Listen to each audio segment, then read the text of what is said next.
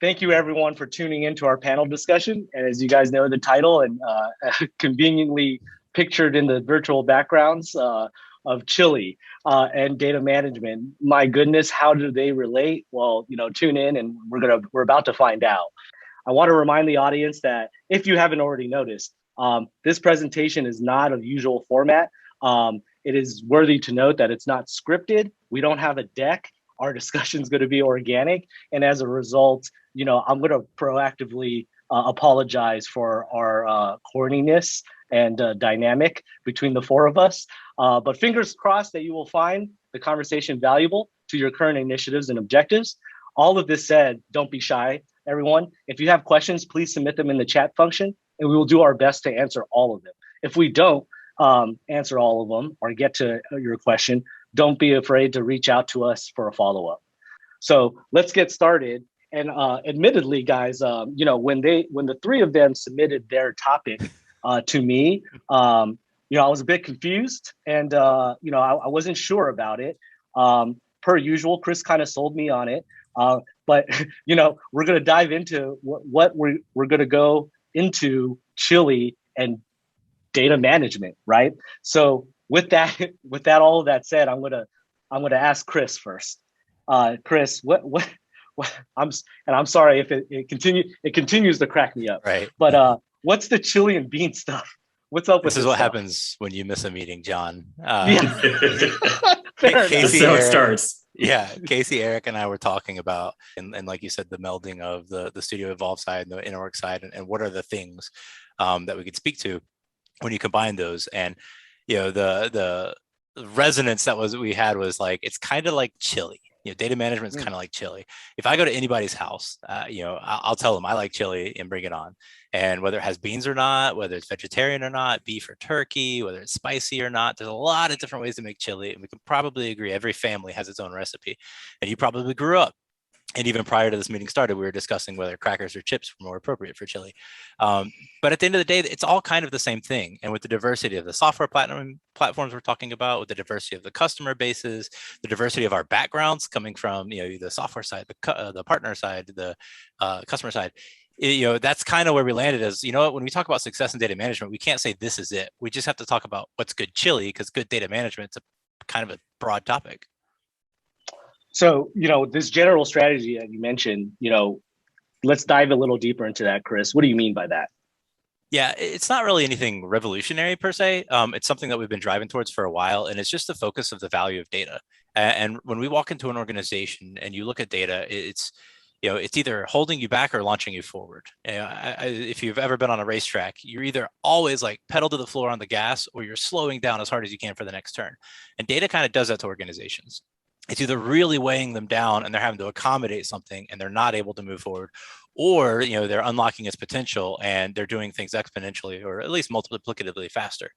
And so our general strategy is finding that data, finding out what that value is, and trying to harness it.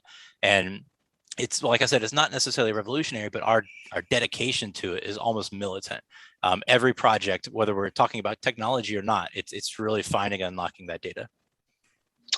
So I'm not as smart as the three gentlemen on this panel, but you're starting to convince me, Chris. But I'm still not there yet. So I mean, let's dissect this chili data management concept, and let's first start off with our newest amplifier, Casey. So Casey, specifically as the Winshuttle practice director at Amplifi, how does Studio and the Evolve platform fit into this strategy that Chris so eloquently put?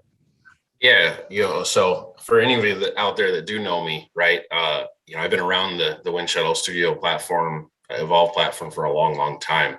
And it fits in quite seamlessly to this concept of amplifying your data, right? The Studio Evolve platform's kind of always been uniquely positioned in this market to improve your SAP and your ERP business processes, or even get them started from scratch, right? The ROI that Studio brings for your day-to-day, combined with that with the powerful workflow engine and easy to use forms, right? And we're all about moving your data forward and amplifying that data, right? Making it much easier for you. The vast majority of the projects that I've been on in my 8+ years with this are always data centric. The company we're working with has a desire to use the tools to clean up their data, make their data more accurate, or just get the most out of it, right? It falls right in line with that overall overarching strategy in general. Awesome. Well, I want to take this opportunity to pause because I didn't really mention it, but as the audience notices, the gentlemen have very specific virtual backgrounds behind them, right? And so, from our perspective, as we talk about this Chili data management strategy, we considered Casey the beans, right? I think you drew the short straw there, Casey. But beans are great. And then Eric, who I'm going to segue into my next question, he's the sauce, right? I'm the sauce, baby. I'm the sauce. The flavor. You're the flavor. So, Eric, same question to Casey. How does Interworks play into this overall Chili and data management strategy? We're the sauce, baby. That's how it works. End of story. No, really, the Interworks tool, the whole purpose of it is to bring all of your data together into one place, right? So traditionally, you're going to use Evolve. You're going to essentially set up records in your transactional system. That's the first part. That's the beans. That's the base, right? That's what we need to have to be able to move forward. And then what we do with the Interworks tool is we build on that base, right? And we throw in the sauce. We throw in all the magic and start adding all of the elements to be able to sell that product long term and to market and message that product in the ways that you want to, and have it be a unified message. So it's all in one place. You're not putting it across 7 different spreadsheets and 5 different groups and people that never talk to each other, or filling in one data point and then they pass it on to somebody else who they may not have any communication with. It's all together and in one place. And then you can use that data to kind of send it to whatever system needs to receive them. Very saucy answer, Eric. Well, let's expand on that a little bit more, Eric.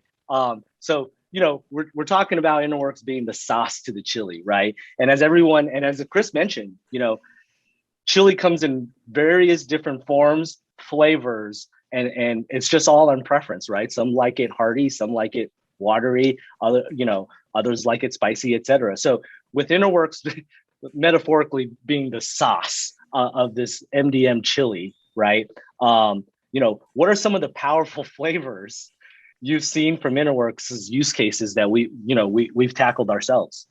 Yeah, it's really endless with the possibilities, right?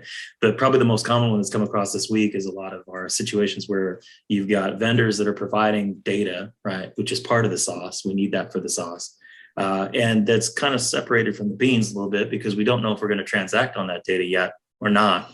So what you can do is you can take all the details of the sauce, bring that into a pre-staging environment within your PIM tool. And then you have that available and the vendors can then provide you all the details of the sauce. It improves your vendor relationship because now the vendor's giving you the data to be able to sell their product. So they're making more money, right? And then in the meantime, since we got everything all sitting there waiting to go, you can be working on the beans in the background, right? And having all that set up, but you have the sauce already brewing, right? You got everything bubbling up and getting ready on that sense. You're adding all of your ingredients to make the mix better before you even get the beans into the recipe. So it gives you a lot of flexibility there, which we're starting to see that become a very common use case, right? A vendor may provide me 1 million SKUs, which is their entire breadth of everything they have to offer. I may initially only sell 10,000 of those SKUs, but if I have 1 million of them available and at my fingertips, and I can jump into a section of the PIM and send my buyers over to that section of the PIM, send everybody that's involved in that purchasing decision to look at the detail, add it on. I've just shaved off how many emails and how many contacts and how many spreadsheets that get passed around to make those decisions, right? You can actually line plan with the vendor portal repositories. That's great, but let's ask you the more important question, Eric. How do you like your chili? I was gonna say, why is the spoon coming off the top of my head right now? I see that in the background. That may be a better question. But my chili, I like my chili spicy. I'm a spicy guy. Oh yeah, spicy. Yep, gotta pile that on. Like you can't taste the flavor spicy, or just a little enough spice for kick, and you can still get the core flavors. You got to have some kick, right? I mean, you're from New Mexico. You know, it's close enough to be That's true. It's hatch chili, baby. Hatch chilies all day Hatch, now you're speaking long. my You throw language. that in. Yep. And Chipotle. Well, that's my other favorite. You can Chipotle. Chipotle to the end of time. Yep. Okay. Well, to be fair to Casey, man, how do you like your chili? I'm a thick and cheesy guy. That makes just gonna throw that out there. Casey. No, he's talking about your chili, Casey. Sorry, it's chili. You are a cheesy guy. I'm all about dipping it. So dipping it. That's interesting. And melty. I hope HR doesn't listen to this conversation later. Right. So Casey, so back on subject to how chili relates to data management, but so I'm starting to get it a little bit, right? But same question previously to Eric, right? He kind of explained to us what are the core different flavors we've seen, and really what kind of taste they give our customers and organizations that have to handle the chili data management. From my perspective, or my question really to you, Casey, is the same. Everyone here that are Evolve Studio users are very familiar with the use case that they're trying to solve specific to their organization and their objectives and initiatives. However, to your point, you've seen it all, right? You've seen many different use cases with Evolve and Studio. You've tackled a lot of different organizational problems using the platform. Same question, what are the different types of beans for Evolve and Studio? Well, it's a little more difficult to flavor your beans, most likely, but we get some flavor over on the meat, right? I like to think of myself over here as the meat and beans, not just the meat, but without me, Eric's just got fancy tomato soup. So the meat and beans are what makes it the actual chili, right? So that's how I like to think, right? Like I mentioned before, though, right? The flavor you get, right? The for lack of a better term there, is you just get the overall great ability to control and maintain your data in whatever fashion makes sense for your business. You're not constrained to doing it the way someone else wants you to do it. You can do it the way it makes sense for your business. I take for example, an old customer from a long time ago needed to get products to market a lot faster, right? And that's cool. That's great. We could throw all the flavors at it in the product to make that fanciness happen and get it there. But without taking a step back and looking at the overall strategy of what they want to accomplish long-term and building that base foundation to your meal, right? We were just gonna, spin our wheels and not create the level of success with the customer that we need. And with the Evolve and Studio platforms, it's not just about the extra flavors. It's about that base. Build that base that has the built-in core flavor that you need to make the right dish and the right choices as you go forward. That's beautiful, Casey, because now it's starting to make sense to me and come around, because the reality of it is it's true. Eric, is glorified tomato sauce without you. And then for you, from your perspective, everybody likes meat and beans, but meat and beans alone just make you less hungry, right? There's really no enjoyment. No satisfaction of the flavors, right, is what I meant to say. But yeah, I'm trying. So Casey, I'm going to flip it on you both, Casey and Eric, right? So I'm gonna ask you both to speak on each other's behalf, but let's kind of round it out here. So Casey, with a typical Winshuttle solution that you've been a part of for almost a decade, what role do you see Interworks can provide within that solution, framework or strategy? Yeah, I've done this a long time, and I'm really excited to get to see a different side of the project, right? I don't get to see all the fancy flavors that end up on, the Amazon page saying, the description of the item. I just saw, oh, this is item 1, 2, 3, right? So, I'm not an expert on the NWorks side, so forgive me for making it a little simple, but I'm excited to start seeing visualization of the labels or the packaging of these products that I've been a part of on the Winshuttle side for so long, but I've never seen the other side. I want to help put that whole recipe together, and I'm looking forward to working with NWorks and Eric, especially on making this whole piece of the puzzle and chili come together. Awesome. Well, Eric, same question, man. How do you see Winshuttle fit into your ecosystem and use cases that you tackle for our clients? The hardest thing to deal with is trying to figure out what belongs where, right? And so solves a lot of those problems, because you have your ERP system set up to do specific functionality, right? It's to transact on. And if you're trying to use SAP and you're not using Evolve, I'm sorry, it's going to take time to load up an item, because I've lived it, right? Where I've had 7 different menus I had to fill in, and one at a time, and entering data. It's a data entry nightmare. So from that standpoint, it's great because now I can set up those items quickly. So if you think about how that applies to the use case, you could go either direction, right? Either the items are set in SAP quickly and you send that directly into, or we take our vendor idea, right, where we're sitting with the realm of possibilities in the pre-staging environment for the vendor within PIM. We can actually say, okay, let's trigger those 10 records that I want to set up in my ERP. And now I've got the other direction where I can start the process, send it to Casey via Evolve, and set those items up, get a return message back from Evolve, from SAP, through the interface, and everything's set up within NWorks quickly. So time to market, to me, it's amazing fast now, right? And you can set it up either way. You could either have SAP be the master and start there and send the data to PIM, or in that vendor portal scenario, you could initiate the process of building a new record directly from the PIM. So you've got a lot more possibilities now built and baked into your solution. That's great. Chris, I'm going to come back to you, our fearless technology leader. We've talked about 2 primary ingredients to the MDM chili, right? The meat and the beans and the sauce. What other ingredients can you think of to make a complete bowl of chili? Yeah, and I'll step a little bit away from the analogy and give you the conference answer. Yeah, so there's a lot, right? Like everything's a little different. I think one of the things Eric just said that I think is so key is separating out responsibility.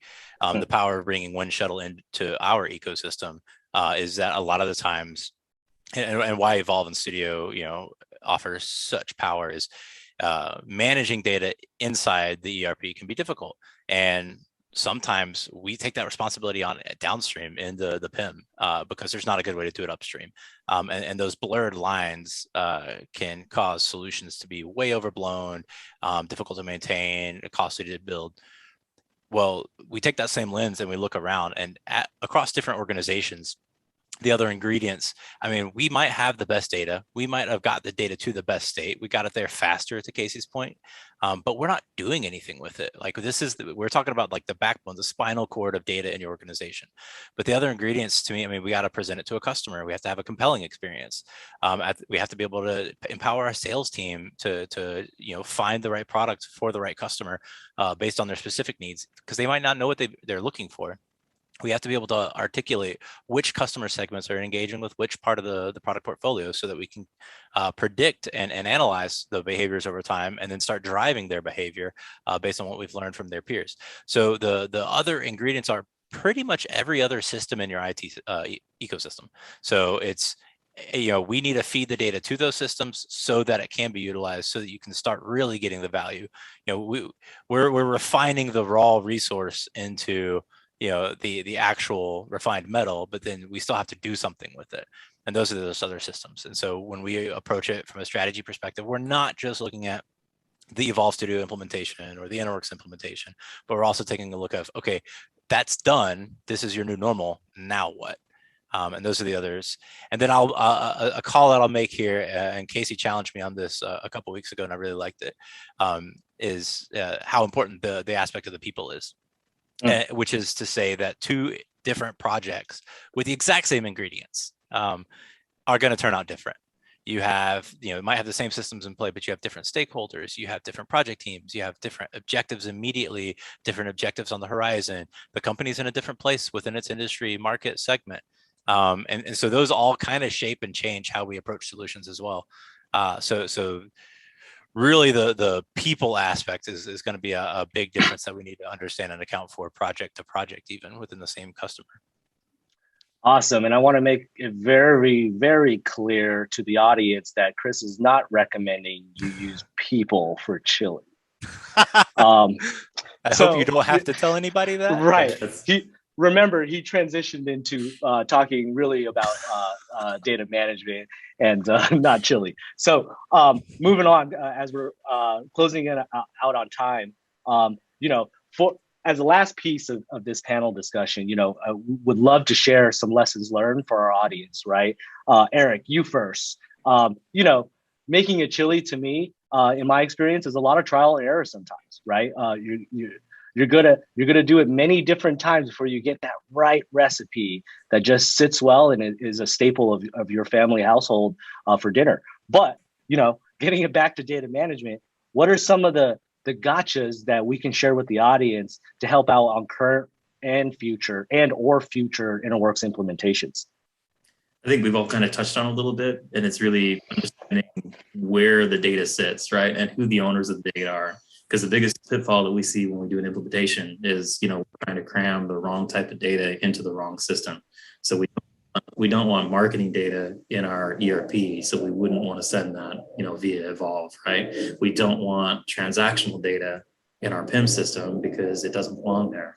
And then the biggest kind of meet in the middle that we have to do is look at all of your data, across the board and across the organization, figure out where everything fits, get everybody to agree on that. And that's the part where we're agreeing on the ingredients, right, that are going into the mix. And at that point, you may not have, my grandma's chili, with all the hatch chilies in it and all the goodness that I like, but I'm going to have a chili that I think I could probably serve up to the whole group, and everybody's going to be, happy with the result. They're going to come back for seconds, right? Okay, that makes sense, Eric. Casey, to you, what's your free lesson for the audience from Evolve and Studio perspective? I've said this many times over the years, but never with the chili part. So don't try to make your 5-star restaurant chili the first time, right? Throw it all in a slow cooker with a fake stick of Velveeta and walk away for a little bit, right? If we take that to, the Evolve world, it's about getting whatever value makes sense first, not the big shebang every time the first time. Let's get you some value, build that success, and you'll get better and better. And eventually you can enter your chili in the state fair cooking contest. I'm in. Yeah. I mean, you sold me, Casey. We live in this world of data management day to day, so it is a breath of fresh air that we can tie it into, something that's outside of our everyday lives.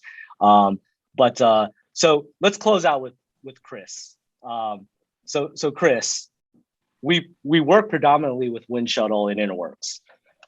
But what's your perspective on how precisely we'll change the chili game? No, I love that question. And honestly, that's been something we've been discussing with Winshuttle precisely throughout the years since we found out about the acquisition. I think it's really exciting. So as we've been having discussions with the partnership and product teams over there, and looking at the portfolio of products that Precisely brings, but technology is technology. They're tools in the toolbox. And from our perspective, we're the tradesmen. We're going to take the tools to the job and we're going to get it done. And with Winshuttle and InterWorks coming together, that's really exciting because now we have a very strong cohesive set of tools. Well, looking at the Precisely offering, and we start looking at the from integration to reporting to validation to enhancement, like all of the different areas that they have solutions to focus for a holistic data platform. We're looking at a much bigger toolbox. So we're looking at it from the perspective of when we go into a customer and we start trying to figure out what is your value limitation, what is your value target, where are we trying to go? We've got a lot more horsepower in one room to get them there. So we're really excited as this relationship matures.